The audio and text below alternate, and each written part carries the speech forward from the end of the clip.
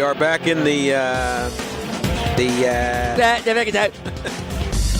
Fedko is perusing the Twitter sphere. Yeah, you get some great stuff on here. Joe Butler Metro just really tweeted out something that I wish I would have. And what's that? Is right on the money. Right now, the best team in the division is Cleveland. Yeah, and that's going to really make I don't know how long that's going to last. I don't know, John. I think it's going to last about 3 years.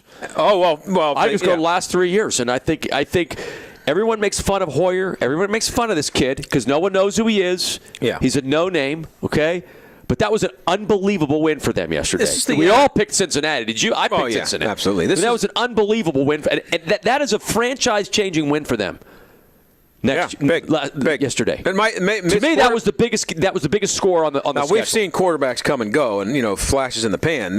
But they may have found their quarterback. Well, all they need is a serviceable one there because they've got talent. They got defense. Okay, they've got defense. They've got talent, and they're going to beat the Steelers twice, and that's going to really be a kick to the stomach to this franchise. They do that now. You may be talking about 2-14. I'm talking 2-14. John, we all thought they were going to win yesterday. If you can't beat that pathetic Vikings team in a neutral site, you ain't beating anybody except by luck. And they're going to be two teams by luck. But I don't know. Cleveland's right now licking their chops. Well, I told Ken and Guy, I was getting ready all morning to email Mike and change my pick for pick and pork from the Steelers to the Vikings. I talked myself out of it. I didn't.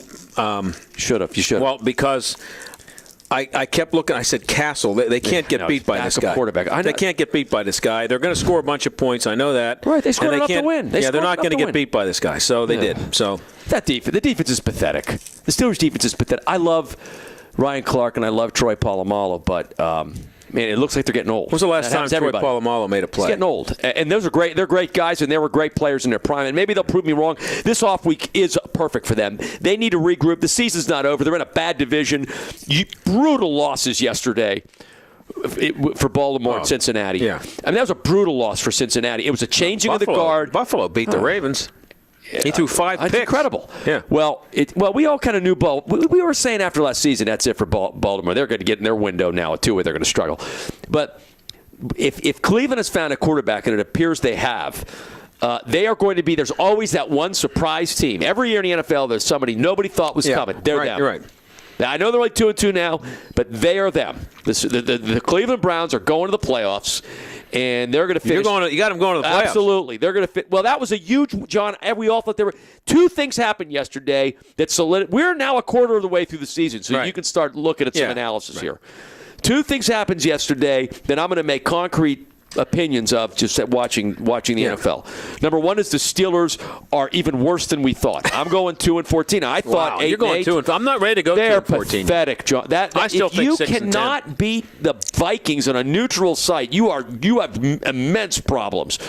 And they're way more than the players, the problems on the Steelers. We could spend all hour talking about them because it's going to make for an interesting fall. Yeah. How bad they are. It's going to be one of those. They're so bad that it's going to be a little entertaining to cover them. So the one thing is the Steelers are doomed to historic failure. The other, historic. Okay, and let me think. Now 2-14, you would be going back to pre-Chuck Noll days. Yeah, Chuck Noll went 1-13 his first year. I think the worst after that was 5-11. Since then, yeah, those late '80 teams. Which since were bereft of talent. 1970, the worst is 5-11. So you're going back to Bill Austin was 2-11-1. They only played. When you start getting in the same paragraph as Phil Austin, Mike Tomlin's got troubles. He doesn't need me to tell him that. But the other revelation that happened yesterday is the Cleveland Browns are for real. They needed a win like that, and they're going to take that win and build upon it. And I think the Browns are going to win the division. They're just going to come out of nowhere. There's always a team like this that you could see coming, and everybody's been seeing it for the last 2 or 3 years. That team building, they get the high draft picks. They've taken their lumps. They're not the same Browns as 7 years ago that the whole organization was screwed up.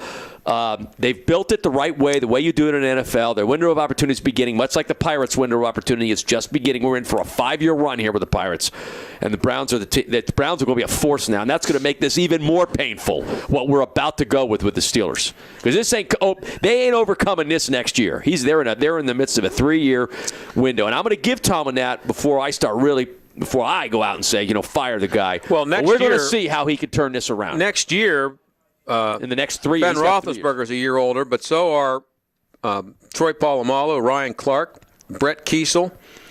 I mean, their defense is getting ripped How about with Cortez those guys in it. Allen? I mean, they just got some bad players on this team, obviously. But you know what? Again, I'm blaming the coach for that.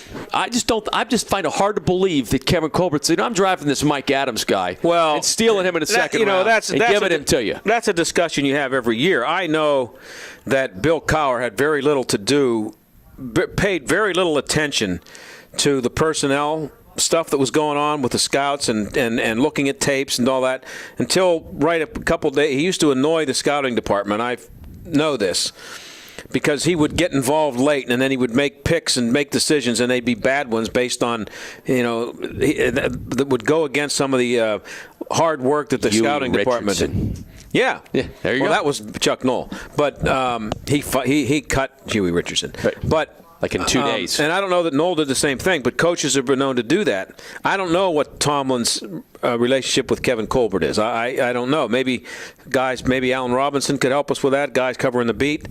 I don't know, but I'm not willing to give either one a pass. So, somebody picked them and somebody played them. No, the Steelers are an incredibly secretive organization. No one's ever going to find out with the question you answer. But I'm going to give you you and I have covered the Steelers. I've covered them since '87. You've covered them much longer than I have, okay? And so here's what history tells me. Because I'm a real believer in you're not a stupid coach overnight. Right. In other words, or you just don't become all of a sudden stupid overnight. Right. That's why I've been very reluctant to fire coaches, I'm with you on that. Managers. But here's one thing I will make that I think is scientific analysis.